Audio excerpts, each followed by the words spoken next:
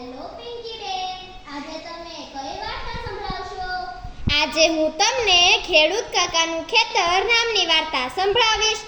એક ખેડૂત કાકાના ખેતરમાં મોટો લીમડો, લીમડાના ક્યારા પાસે ફૂલની નાની ક્યારી, ફૂલો ઉપર ભમરા, પતંગિયા, મધમાખીઓ ભમ્યા કરે, લીમડા ઉપર પક્ષીઓ કિલ્લોલ કરે. દરમાં ઉંદરભાઈ રહે. ખેડૂત કાકા એક મરઘી અને સાથે તેના 5 પીલા લાવ્યા. શિયાળામાં તો ખેતરમાં મોલ ઝૂલતો હોય, ઘણા બધા માણસો કામ કરતા હોય. ખેડૂત કાકા પણ રોજ આવે, કૂવામાંથી ખેતરના પાકને પાણી પાય. ચોમાસામાં પણ ખેતરમાં માણસો કામ કરતા હોય, ફૂલો ઉગતા હોય, એટલે ચોમાસામાં અને શિયાળામાં તો મધમાખી, પતંગિયા, ભમરા બધાને મજા આવે. પણ શિયાળો પૂરો થયો ને ખેતરમાંથી પાક લેવાઈ ગયો. માણસો આવતા બંધ થઈ ગયા, પક્ષીઓ પણ દૂર દૂર ચણવા જતા રહ્યા. ઉનાળામાં તો ખેતર સાવ ખાલી થઈ ગયું, ફૂલો કરમાવા લાગ્યા. ભમરાએ મધમાખીઓને કહ્યું, ચાલો આપણે ગામના બગીચામાં જતા રહીએ, ત્યાં રંગબેરંગી ફૂલો છે, રોજ બાળકો રમવા આવે છે, પક્ષીઓ પણ ઘણા છે, ચાલો બગીચામાં મજા કરીશું. મધમાખીઓને તો ભમરાની વાતથી મોંમાં પાણી આવ્યું. બધી એક સાથે બોલી ઉઠી, ચાલો ચાલો બગીચાની મોજ લઈએ. ત્યારે ફૂલ છોડે બધાને સમજાવ્યા, બગીચામાં તમને બધા હેરાન કરશે, અહીં કેટલી શાંતિ છે, હમણાં ચોમાસું આવી જશે, ધીરજ રાખો, ધીરજના ફળ મીઠા. પણ ફૂલોની વાત કોઈએ માની નહીં. બધા ગામના બગીચા તરફ ચાલતા થયા. મરઘી પણ પીલાને પોતાની પાછળ આવવાનું કહી ભમરા, પતંગિયા સાથે ચાલતી થઈ. બગીચામાં તો જાતના ફૂલો જોઈને મધમાખી, પતંગિયું, ભમરાભાઈ ખુશ થઈ ગયા. મરઘી અને એના પીલા તો નાચવા લાગ્યા. રંગબેરંગી અને સુગંધી ફૂલો પર ભમરા અને પતંગિયાને મજા પડી ગઈ. મધમાખી એની બધી જ સખીઓને બોલાવી એક મોટા છોડ ઉપર જ મધપૂડો બનાવી દીધો. ઉંદરભાઈને પણ એક દર મળી ગયું. અહીં તો રોજ ઘણા માણસો અને બાળકો ફરવા આવતા, કિલ્લોલ કરતા. મરઘી બહેને તો સુગંધી ફૂલોની માળા બનાવી એના બચ્ચાને પહેરાવતા, એટલે નાના પીલાઓ વધારે સુંદર લાગતા. મરઘી પણ એકાદ ગુલાબનું ફૂલ તોડી પોતાના માથા પર લગાવતી.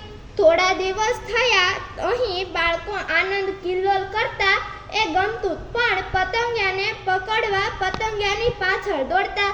પતંગિયાને નિરાતે ફૂલ પર બેસવા દેતા નહીં. પતંગિયું તો બાળકોથી બચવા ઉડીને થકી જતું.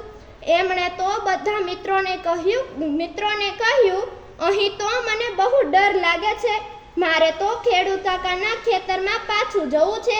આ સાંભળી ઉંદરભાઈ પણ બોલ્યા, હા, અહીં બગીચામાં તો બિલાડીઓ ફરિયાદ કરે છે, મારે તો દરમાં પુરાઈને જ રહેવું પડે છે.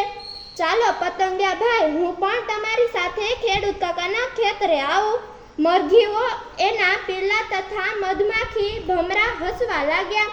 ઉંદર અને પતંગિયા ભાઈ તો પાછા ખેતરના એકાંતમાં આવી ગયા.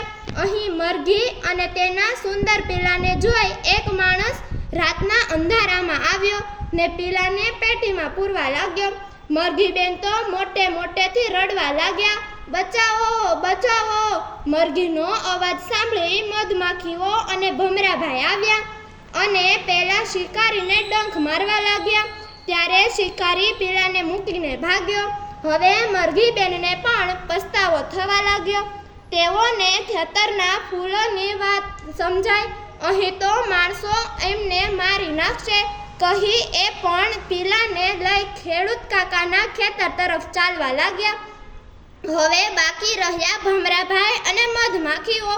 અહીં જાતના ફૂલો હોવાથી બંનેને અહીં બહુ ગમતું, પરંતુ મધમાખીઓની ખુશી લાંબો સમય ના રહી.